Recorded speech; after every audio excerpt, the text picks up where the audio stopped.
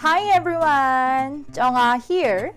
For today, I'll be answering the question, how do you say be healthy in Korean? You can use the phrase 건강하세요 to express this in Korean. This phrase is made of the adjective 건강하다, which means to be healthy. The ending 세요 is added to make it a polite request. So, 건강하세요 can be translated as please be healthy. You'll often hear Koreans say this to each other on special occasions such as birthdays and holidays.